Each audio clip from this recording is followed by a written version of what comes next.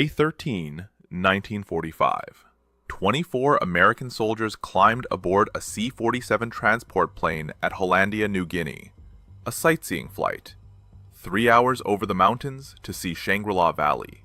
A place so remote that the local tribes had never seen white people until a year earlier. The flight was supposed to be safe, routine, a break from the war. The Japanese were retreating, victory was weeks away. Nothing could go wrong. At 3:15 that afternoon, the C-47 slammed into the side of a mountain at full speed. The impact tore the aircraft apart. Fuel ignited instantly. Fire consumed the wreckage. 21 people died in seconds, burned alive, crushed by twisted metal, thrown from the plane into the jungle 200 feet below. 3 survivors crawled from the burning wreckage. Corporal Margaret Hastings, 24 years old, Women's Army Corps, both legs burned. Lieutenant John McCollum, 30 years old, navigator, his twin brother dead in the crash. Sergeant Kenneth Decker, 23, radio operator, arm fractured, face burned. They were stranded in a valley surrounded by 14,000-foot mountains. No radio, no supplies, no way out. The nearest Allied base was 150 miles away. Between them and rescue were mountains, jungle, swamps, and Japanese patrols hunting for stragglers. And they had just crash-landed in territory controlled by the Dani tribe, Stone Age warriors who had killed explorers before. The 3 survivors had days to live, maybe hours. No one had ever been rescued from Shangri-La Valley.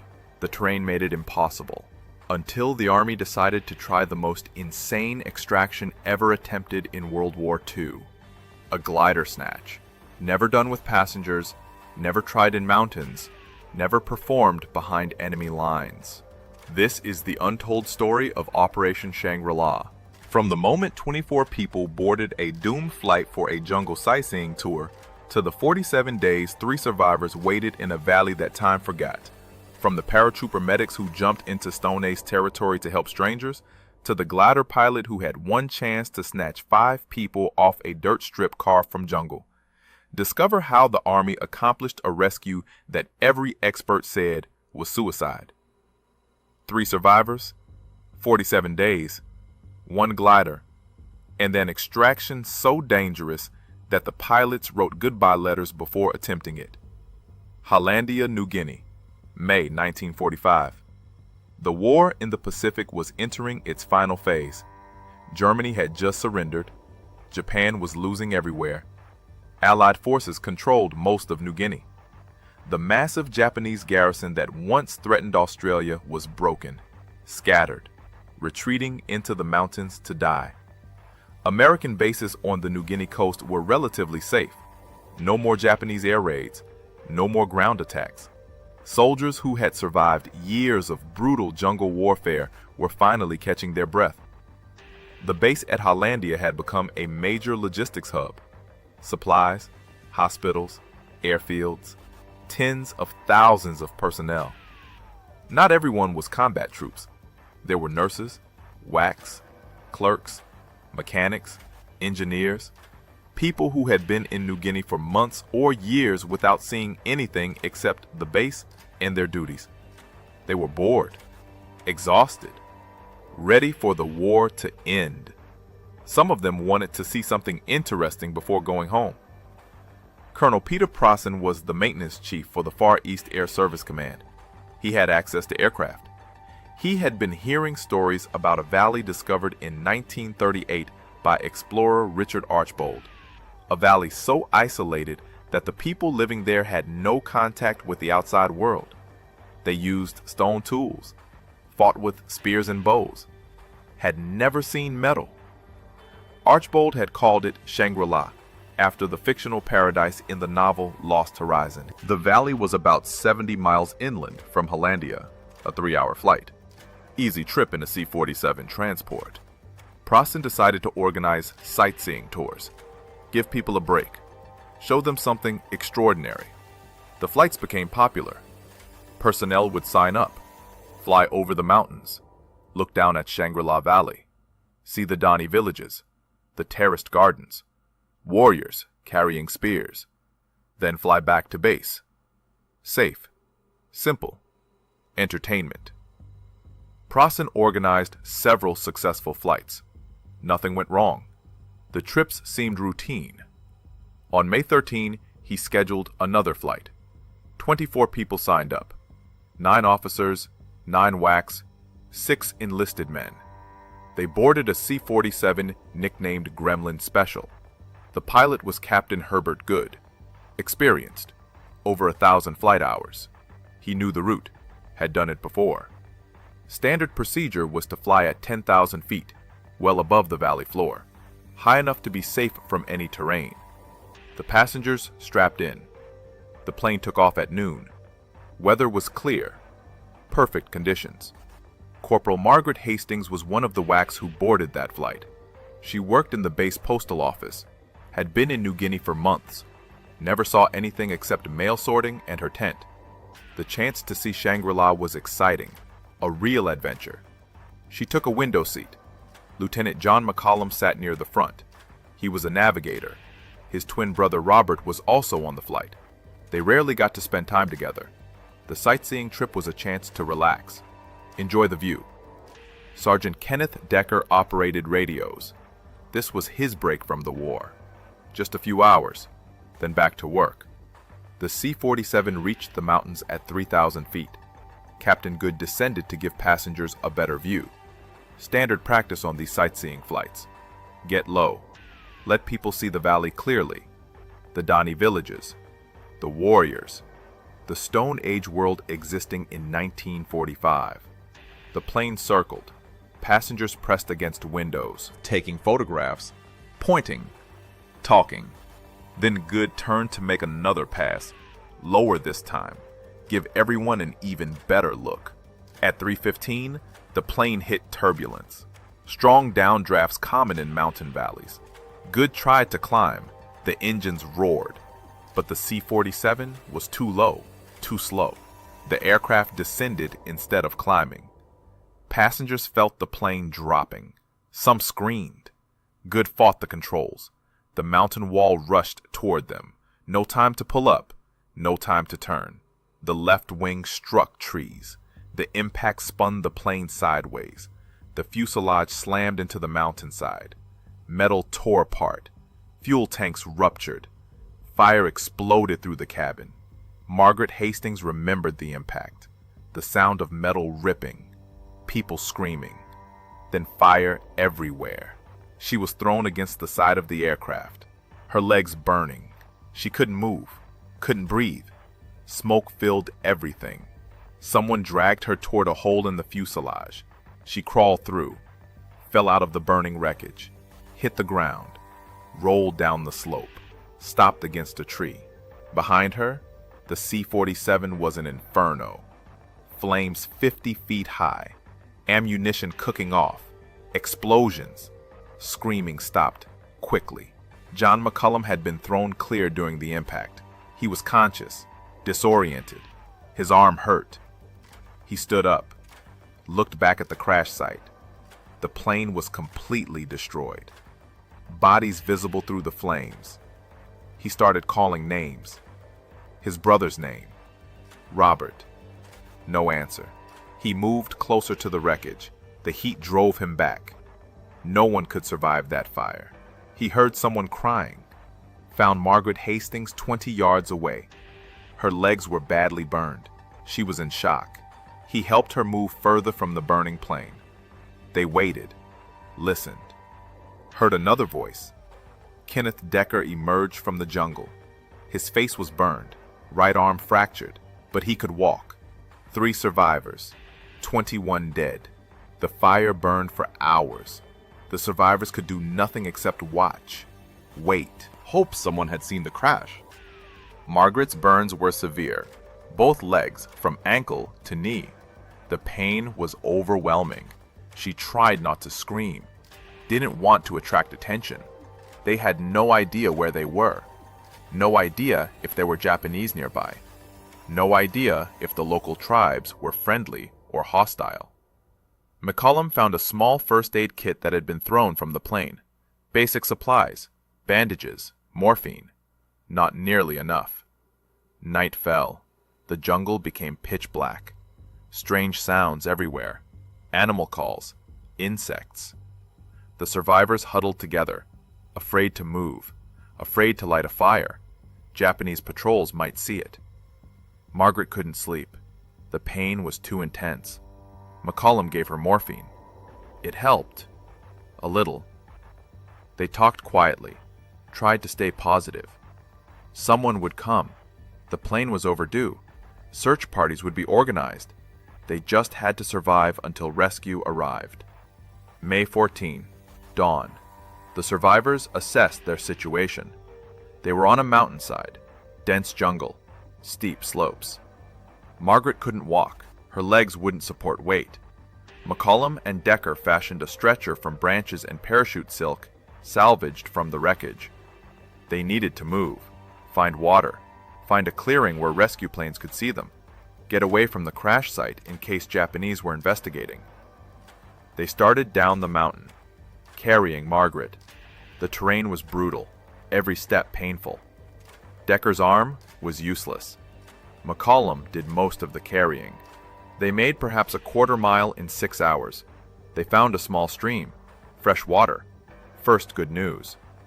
McCollum scouted ahead, found a slightly more open area, better visibility for search aircraft. They moved Margaret there, set up a basic camp, used parachute material to mark their location, made it visible from above. Then they waited, listened for aircraft, searched the sky. Nothing. Hours passed. They heard planes in the distance, too far away. The aircraft never came close enough to spot them. Another night. More pain. More morphine. Running low. Margaret's burns were getting infected. Jungle environment. Heat. Humidity. Bacteria everywhere. They needed medical help. Soon. May 15. Still no rescue. Margaret was developing a fever. Infection spreading. She needed antibiotics. Real medical care. McCollum and Decker took turns staying with her and searching for better clearings. The jungle was unforgiving. Every direction looked the same. Dense vegetation. Mountains in every direction. No way out on foot. Not with a severely wounded person. They would have to be found. Extracted. There was no other option. May 16. 3 days since the crash.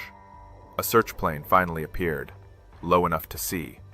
McCollum waved parachute material, shouted even though the pilot couldn't possibly hear.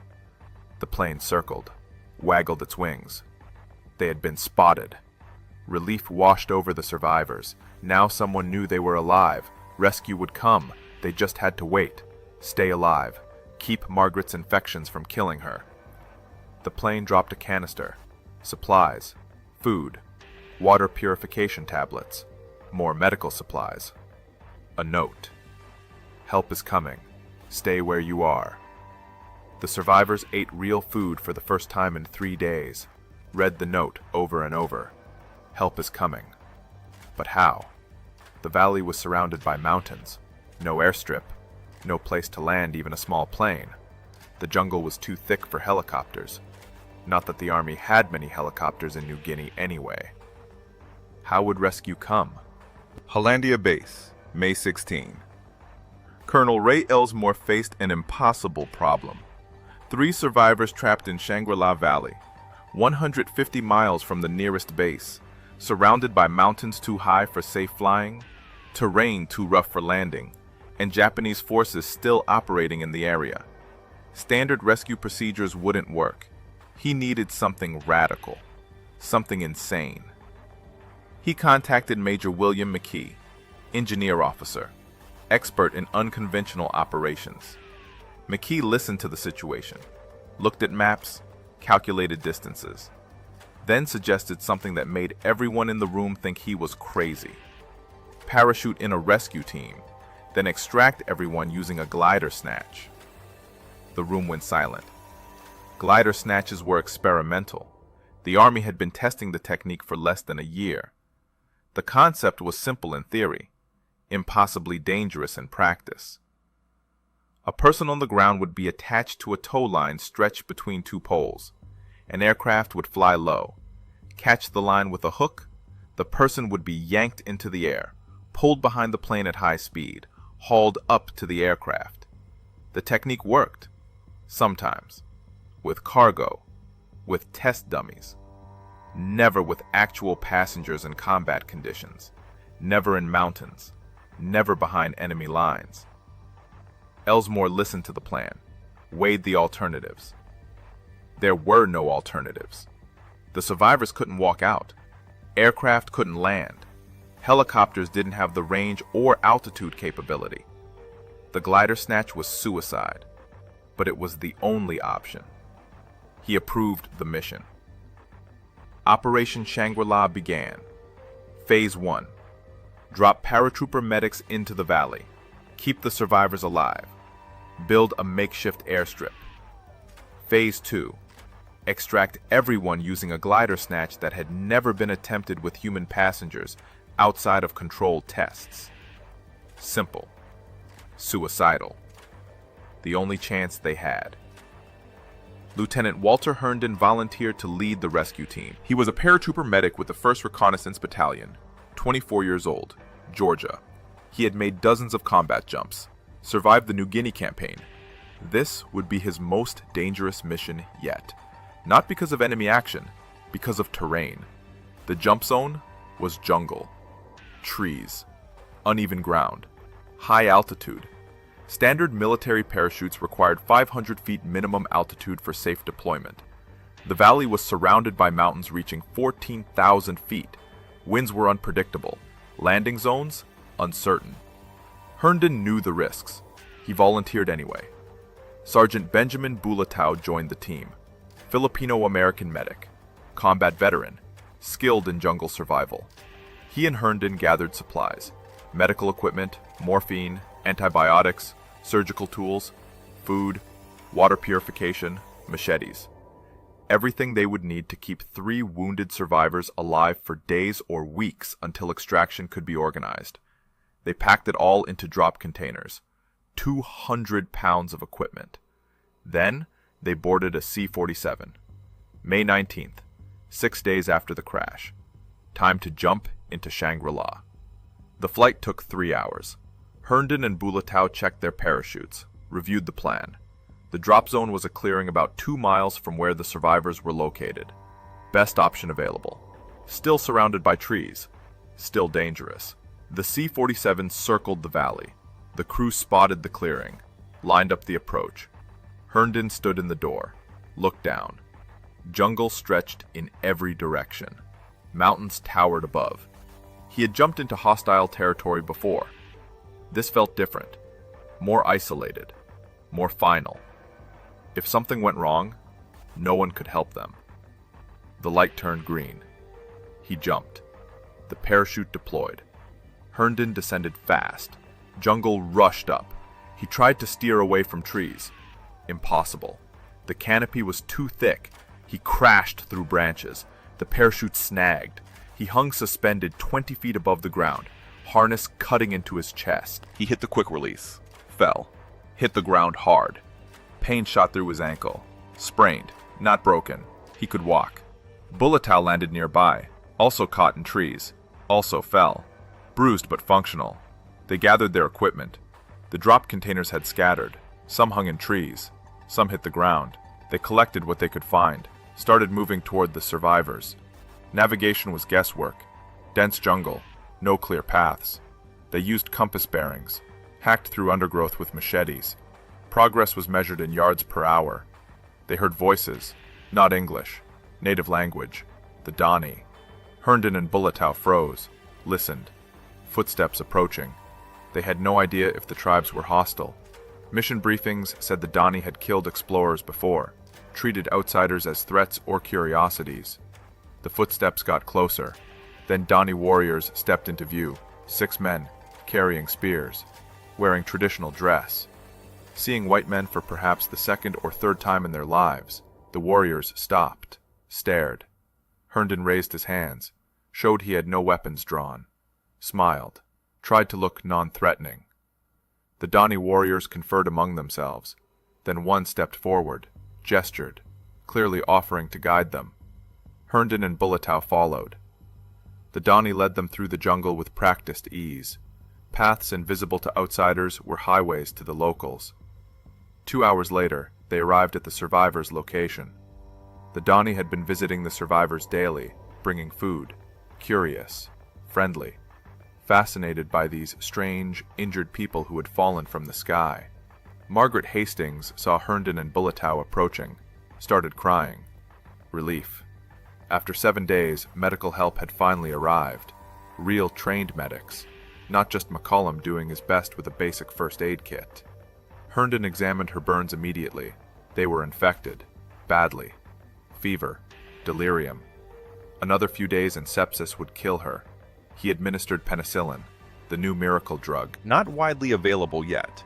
He had brought enough for the mission, bandaged her legs properly, gave her morphine for pain.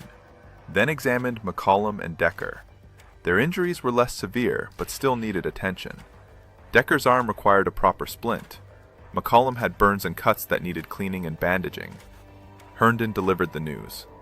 Rescue was coming, but it would take time. They needed to build an airstrip, 500 feet long, 30 feet wide, flat ground, in jungle, with hand tools. Then a glider would snatch them out. The survivors didn't understand at first. A glider? No engine? How would that work? Herndon explained the technique. A tow line, a hook. A C-47 would yank the glider into the air, with passengers inside.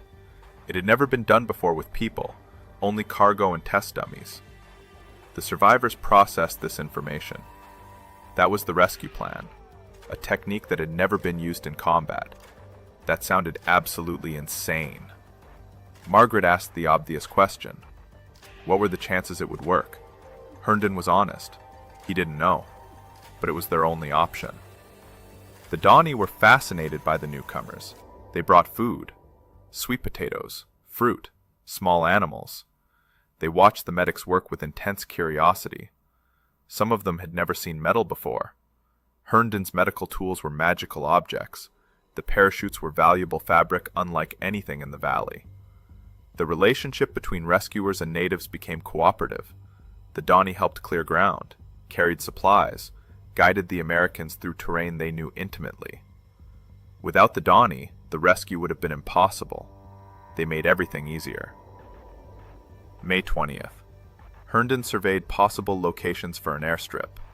The valley floor was relatively flat in some areas, but covered in vegetation, kunai grass 8 feet tall, trees, rocks. Getting 500 feet of clear flat ground would require cutting down everything, moving boulders, leveling the surface. He had 2 men, survivors who could barely walk, and friendly locals with stone tools.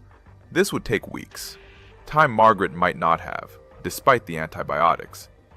He radioed the base, requested more personnel, more tools, more everything. Colonel Elsmore responded by dropping more supplies, axes, saws, shovels, explosives for removing stubborn trees and rocks. Then he authorized dropping more paratroopers, engineers, soldiers. 15 more men jumped into Shangri-La Valley over the next week. Each jump was dangerous. Each landing risked injury. Several men were hurt, broken bones, sprains. Everyone landed in trees or rough ground, but they all survived. By May 26th, Herndon had 17 men, enough to build an airstrip. Maybe. The work was brutal. Kunai grass had roots like steel cable.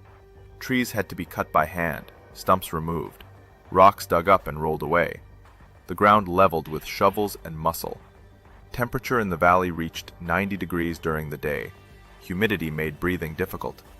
Everyone worked shirtless, sunburned, dehydrated, drinking stream water purified with tablets, eating sea rations supplemented by food the Danny brought. Progress was measured in feet per day. The Danny helped. Dozens of warriors joined the work. They had never seen construction on this scale, never imagined cutting a path through jungle for flying machines. They worked enthusiastically, fascinated by the purpose. Margaret's condition slowly improved. The antibiotics were working. Fever subsided. Infections began healing. She could sit up, talk, stay conscious for longer periods, but she still couldn't walk. Her legs wouldn't support weight. She would have to be carried to the glider when extraction finally happened. If extraction happened. She watched the men work, saw how slowly the airstrip progressed, began to wonder if this would ever be finished, if the glider snatch would ever be attempted, if she would die in Shangri-La waiting for a rescue that never came. McCollum and Decker helped where they could. Light work, clearing small debris, organizing supplies. They were stronger than Margaret, but still injured. Decker's arm was healing. McCollum had taken on a leadership role among the survivors, keeping spirits up, helping Herndon coordinate, making sure everyone stayed positive. The psychological pressure was intense. Being trapped for weeks, watching an airstrip slowly take shape, knowing the extraction method had never been proven, wondering if the glider would work, or if they would die trying. June 5th, 3 weeks since the crash. The airstrip was 70% complete. 350 feet cleared, another 150 to go. Then smoothing, compacting, making it solid enough for a glider to land and take off. Herndon estimated another week, maybe 10 days. Elsmore radioed with news. The glider was ready, pilot selected, equipment prepared. As soon as the strip was finished, they would attempt the snatch. Be ready. Time was running out. The monsoon season was approaching. Weather would make flying impossible. Winds would make the glider snatch suicidal. They had a narrow window. Days. Maybe a week. The workers doubled their efforts. Men worked until they collapsed, rested, worked again. The Donnie matched their intensity, sensing urgency, understanding that time mattered. The airstrip grew. 400 feet, 450, 500. June 10th. The strip was finished. Not perfect, not smooth, but flat. Clear. 500 feet long, 30 feet wide. Enough for a glider. Maybe. If the pilot was skilled. If the weather cooperated. If the glider snatch actually worked. Herndon radioed Hollandia. Airstrip complete. Ready for extraction. Elsmore acknowledged. The glider would come tomorrow. June 11th. 1 month since the crash. The rescue team prepared the survivors. Explained the procedure again. Margaret would be strapped into a special harness, connected to a tow line stretched between 2 poles. A C-47 would fly low, catch the line with a hook mounted beneath the fuselage. She would be yanked off the ground, accelerated to 80 miles per hour in seconds, pulled into the air, towed behind the plane, then hauled up through a hatch. Simple. Terrifying. The only way out. June 11th, 1945. Dawn broke over Shangri-La Valley. The rescue team prepared the extraction site. 2 15-foot poles buried 6 feet deep. A nylon tow line stretched between them. 300 feet long, strong enough to lift a person. Theoretically. The technique had been tested at Wright Field in Ohio. Test dummies survived. A few volunteers had tried it and lived, but never in combat conditions. Never in mountains. Never with someone as badly injured as Margaret Hastings. This would be the first operational glider snatch with human passengers in military history. And if it failed, the person being snatched would likely die, neck broken by acceleration, or dropped from 500 feet when the line snapped, or dragged through trees if the hook missed. Captain William Samuels was the glider pilot chosen for the mission. 26 years old, Michigan. He had flown dozens of combat glider missions in Europe and the Pacific, landed gliders under fire, survived crashes. This was different, more dangerous than anything he had done. He would have to land a glider on a 500-foot dirt strip carved from jungle, surrounded by mountains, with unpredictable winds. Then take off. Again. With passengers. Using a snatch technique that was barely proven. He wrote letters to his family before the mission, just in case. So did his co-pilot. So did the C-47 crew who would perform the snatch. Everyone understood this was suicide territory. The plan was to extract the 3 survivors first. Margaret, then McCollum, then Decker. 3 separate snatches. 3 opportunities for something to go catastrophically wrong. Then they would bring out the paratroopers, Herndon and his team. Multiple trips, multiple landings, multiple takeoffs, each one as dangerous as the last. Some of the rescue team would walk out, hike through the mountains to the coast. Volunteers, men who preferred taking their chances with the jungle rather than the glider. Herndon understood. He wasn't ordering anyone into that death trap who didn't want to go. At 0900 hours, the C-47 appeared, circling the valley. The glider was towed behind it, Samuels in the cockpit. He released from the tow line at 5,000 feet, descended in a tight spiral, fighting wind. The glider was unpowered. One chance to land. If he overshot the strip, there was no going around. If he undershot, they would crash into trees. He lined up the approach, descended steeply. The strip rushed up. Too fast! He pulled back. The glider flared. Wheels touched dirt, bounced, touched again, rolled, slowed, stopped with 50 feet of runway remaining. Perfect landing. The rescue team rushed forward, secured the glider, checked for damage. None. Samuels climbed out, looked at the strip, looked at the mountains, shook his head. They expected him to take off from here, with passengers, using a Snatch. This was insane. Margaret Hastings was carried to the extraction point. The harness was fitted carefully, padded to protect her burned legs. She was terrified, trying not to show it. Herndon explained again what would happen. The C-47 would fly over, catch the tow line. She would feel a massive jerk, acceleration, then be pulled into the air, flying behind the plane. The crew would winch her up, pull her inside. It would take about 10 minutes. It would be uncomfortable, possibly painful, but she would survive. Probably. Margaret nodded. What choice did she have? This or die in the valley? The C-47 made its approach. Low, 80 miles per hour. The hook extended beneath the fuselage, aimed at the tow line stretched between the poles. The pilot had one chance. If he missed, they would have to circle, try again, waste fuel, risk everything on multiple attempts. He didn't miss. The hook caught the line perfectly. The tow line snapped tight. Margaret felt the jerk, like being hit by a truck. The acceleration was violent, 0 to 80 in 2 seconds. She was yanked off the ground, Pulled horizontal, flying. The ground dropped away. She was airborne, being towed behind a C-47 at 500 feet, over jungle, mountains. This was the most terrifying experience of her life, and she had survived a plane crash and a month in Shangri-La. Inside the C-47, the crew worked fast.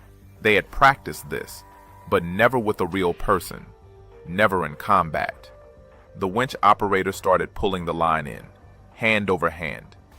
Margaret rose toward the aircraft. The wind buffeted her. The harness cut into her shoulders and chest. Her burned legs screamed in pain, but she was alive, rising, getting closer to the plane. The crew reached out, grabbed her harness, pulled her through the hatch. She was inside, safe. She collapsed, crying, laughing, relieved. The first human ever successfully extracted by glider snatch in combat. She had made history. She just wanted to go home. The C-47 circled, dropped the tow line. Crew on the ground reset the poles, attached a new line. McCollum was next. He watched Margaret's extraction, saw how violent it was, how dangerous. His turn. He strapped into the harness, waited. The C-47 made its approach. Hook caught the line. McCollum was yanked into the air. The acceleration knocked the wind from his lungs. He flew behind the plane, was winched up, pulled inside. 2 successful snatches, 1 more survivor. Then the rescue team. Decker was last. His fractured arm made the harness uncomfortable, but he endured. The C-47 approached. 3rd time. Hook caught the line. Decker was pulled into the air, winched up, extracted successfully. All 3 survivors were out, safe, flying back to Hollandia. A month after the crash, they were finally rescued. The impossible had worked. The insane plan had succeeded. Now came the hard part, getting the rest of the team out. Over the next 3 days, the glider made multiple trips, landing, loading 2 men, taking off using the Snatch technique. Each landing was dangerous, each takeoff terrifying. The glider would be hooked to the tow line. The C-47 would snatch it into the air. The glider would be towed for hours back to Hollandia, then return empty for another trip. Samuels made 9 round trips, 18 landings and takeoffs, each one risking his life and the lives of his passengers. Not a single accident, not a single injury. Every extraction successful. By June 14th, 16 men had been brought out by glider. The remaining soldiers walked out, hiking through mountains to the coast. All survived. The Danny watched the entire operation with amazement. Flying machines landing in their valley, taking people into the sky. They had never seen anything like it. Some of them cried when the Americans left. They had formed friendships, bonds. The rescue team gave them gifts, tools, fabric, items that would be treasured for generations. The Danny helped save lives. Without their cooperation, the rescue would have been impossible. They were heroes, unrecognized by history, but essential to the mission's success. Margaret Hastings spent months recovering in military hospitals. Her burns healed slowly, left permanent scars. She was interviewed by newspapers, became famous. The whack who survived a plane crash and was rescued by glider snatch from a Stone Age valley. She didn't feel like a hero, just grateful to be alive. She was discharged in 1946, returned to civilian life, got married, had children, lived quietly, rarely talked about Shangri-La. The memories were too painful, too surreal. When people asked, she would say she was lucky. That's all. Just lucky. John McCollum never fully recovered from losing his twin brother. Robert had died in the crash, burned alive while John escaped. Survivor's guilt haunted him for years. He continued serving in the military, eventually retired, settled in California. He attended reunions with the other survivors and rescue team members, but he never forgot that his brother hadn't made it out. That randomness and luck determined who lived and who died.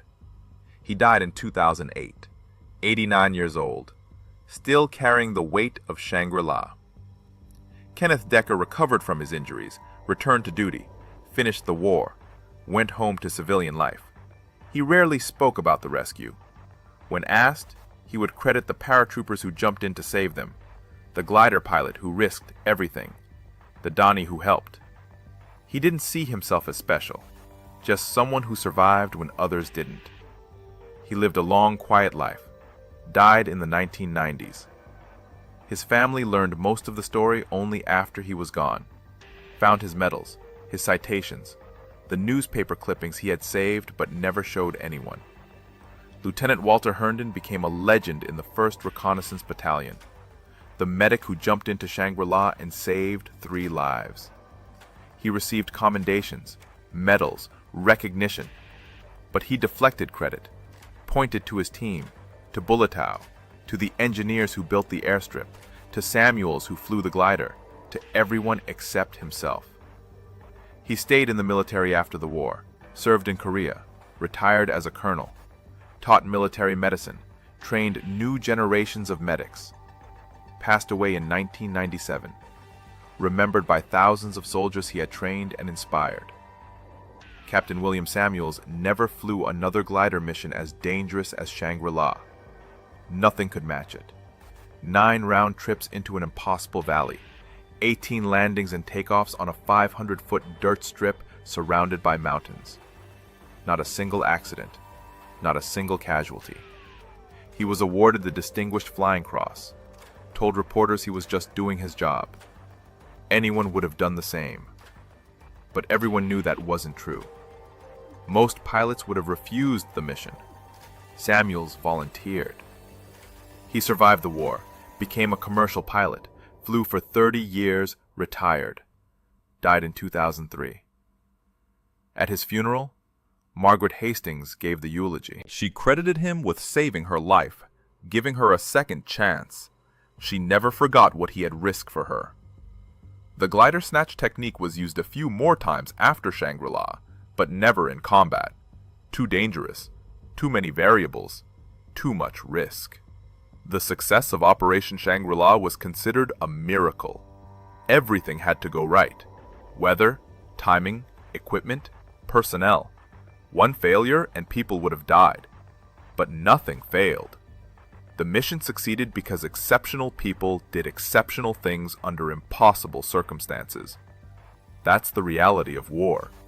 Sometimes courage and skill overcome odds that should be insurmountable.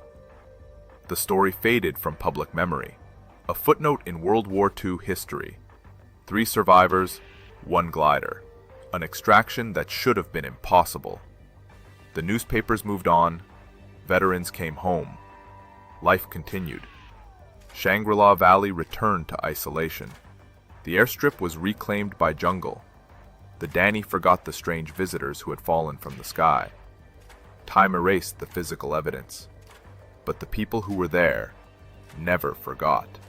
In 2011, a documentary team visited Shangri-La Valley. They found descendants of the Danny who had helped with the rescue, elders who remembered the stories passed down from their grandparents, the flying machines, the injured woman with burned legs, the men who built the long path through the jungle, the gifts left behind. The Danny still treasured items from 1945, fabric, metal tools, proof that the story was real, that their ancestors had helped save American lives. They were proud, honored to have played a role in something extraordinary. The lesson of Operation Shangri-La isn't about technology or tactics. It's about people. Margaret Hastings refused to give up despite injuries that should have killed her. John McCollum kept her and Decker alive when giving up would have been easier. Walter Herndon jumped into hostile territory to help strangers. William Samuels flew a glider into conditions that terrified him. The Danny welcomed outsiders and helped without asking for anything in return. Dozens of soldiers worked in brutal heat to build an airstrip for people they had never met. Everyone involved could have quit, could have said the risk was too high. The mission impossible. They didn't. They did their jobs, pushed through fear and doubt, achieved something that military planners had said couldn't be done. That's the real story. Not the glider snatch, not the crashed plane, not even the survival in a Stone Age valley. The story is about human beings refusing to accept that someone was going to die because rescue was impossible.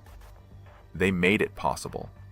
With hand tools and determination and courage and cooperation between cultures separated by 10,000 years of history. They proved that impossible is just a word, that limits exist only until someone decides to ignore them. If this story moved you, we'd be honored if you'd like this video. Stories like these take days of research to bring to light. Your support helps us uncover more forgotten heroes from World War II. Subscribe and turn on notifications so you never miss another incredible story from the greatest generation. We want to hear from you. In the comments below, tell us where you're watching from, your country and city. Many of you served in the military or had fathers and grandfathers who fought in this war. Did you know someone who served in the Pacific Theater? Have you heard similar stories of impossible rescues? Share your memories and thoughts below. Thank you for watching. Thank you for remembering these stories. The survivors of Shangri-La and the men who rescued them deserved more than a forgotten footnote in history books. They deserved to be remembered as the heroes they were.